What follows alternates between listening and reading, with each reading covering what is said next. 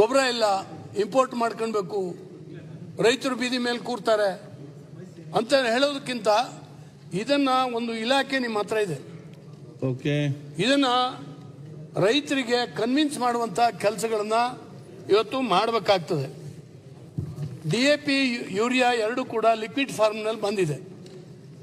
ಅದು ಕೇವಲ ಸ್ಪ್ರೇ ಮಾಡಿದ್ರೆ ಸಾಕು, ಮಣ್ಣು ಸಾಯೋದಿಲ್ಲ.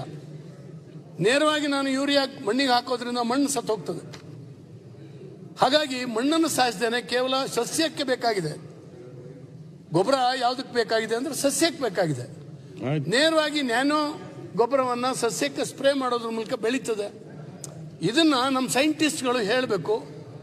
ನೀವು ಹೆಂಗೆ ಒಂದ್ಸಾರಿ ಗೊಬ್ಬರವನ್ನ ಹಾಕೋದನ್ನ ಅಭ್ಯಾಸ ಮಾಡಿಸಿದ್ರಿ, ಅದೇ ರೀತಿ ನ್ಯಾನೋ ಗೊಬ್ಬರವನ್ನ ಸ್ಪ್ರೇ ಮಾಡೋದನ್ನು ಕೂಡ ರೈತರಿಗೆ ಅಭ್ಯಾಸ ಮಾಡಿಸುವಂತ ಕೆಲಸ ಇವತ್ತು ಆಗಬೇಕಾಗಿದೆ.